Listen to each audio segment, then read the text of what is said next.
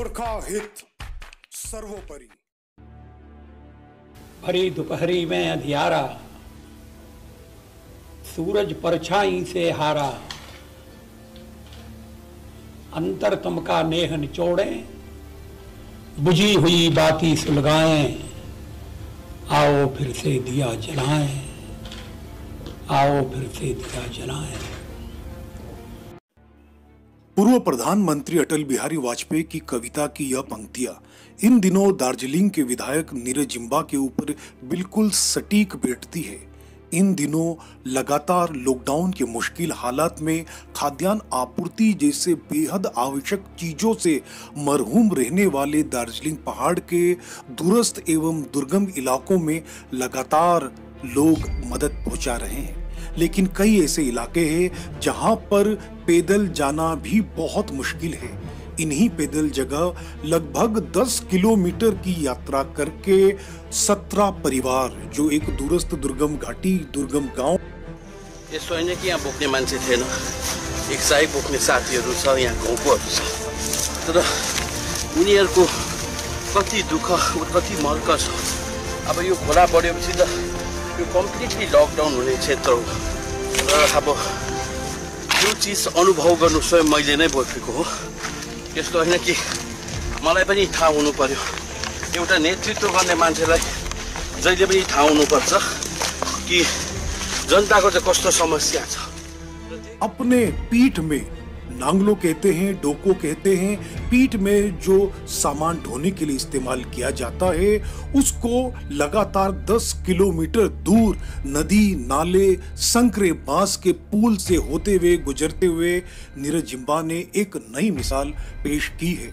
भारत की राजनीति में इस तरह के उदाहरण बिरले ही देखने को मिलते हैं, जब एक जनप्रतिनिधि विधायक 10 किलोमीटर लगातार पैदल चलकर पीठ पर काफी सामान को उठाकर लोगों तक अपने लोगों तक पहुंचाए। यह बड़ा ही मार्मिक वीडियो है, इसको देख के हर कोई पसीज जाएगा। जनप्रतिनिधि होने के तौर पे नीरज जिम्बा के हालांकि विरोधी है, विरोध होने के बावजूद जिस तरह से वो काम करते हैं वह काबिले तारीफ है।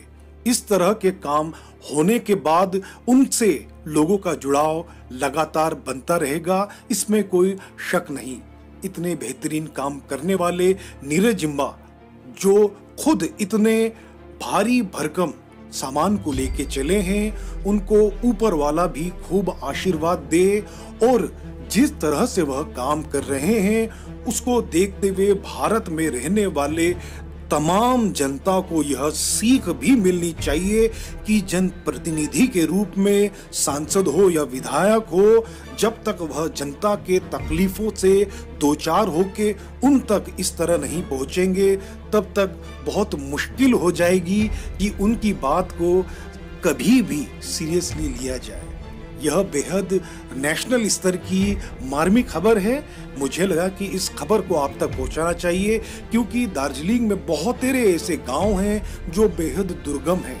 लॉकडाउन के इस मुश्किल हालात में किसी भी तरह के यातायात परिवहन न होने के बावजूद जिस तरह से नीरज जिम्बा ने मुश्किल हालात में लगातार 10 से 12 किलोमीटर लंबा सफर वजन को कांधे पे उठाते हुए जिस बखूबी निभाया है उसको देख के बरबस मन में एक ख्याल आता है कि नीरज जिम्बा मोटा भाई यूं ही लगे रहो, लोगों की आशीर्वाद लोगों की दुआएं आपके साथ रहेगी। विरोध जितना भी हो लेकिन आप सही हो, आप बेहतर काम करते हो तो दुनिया आपको सलाम करेगी, आपके जज्बे को सराहेगी। क्योंकि इस देश में यदि कोई अच्छा काम करता है तो उसको अच्छा कहने वाले भी तमाम तरह के लोग होते हैं।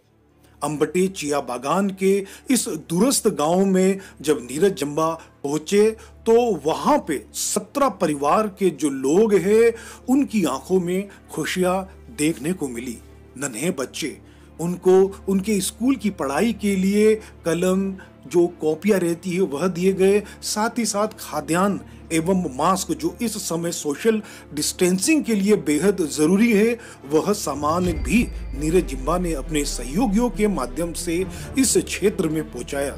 नीरज जिम्बा विधायक के तौर पे ये जो काम आपका है उसको वीर गोरखा वेब टीवी सलूट करता है। उम्मीद है आपके लिए सफर यहीं तक नहीं रहेगा और इस सफर को आप आगे लेके जाएंगे। जनता का प्यार आपको यूं ही मिलता रहे। इसी तरह बेहतर खबर आप लगातार हम तक पहुंचाते रहिए अपने बेहतर काम के बूते। अंत में यह कविता नीरज जिम्बा के लिए पूर्व प्रधानमंत्री अटल बिहारी वाजपेयी की चंद लाइनें। टूटे हुए सपने की सुने कौन सिसकी, टूटे हुए सपने की सुने कौन सिसकी, अंतर को चीर व्यथा पलकों पर ठिठकी, हार नहीं मानूंगा रार नहीं ठानूंगा, काल के कपाल पर लिखता मिटाता हूँ, गीत नया गाता गीत नया।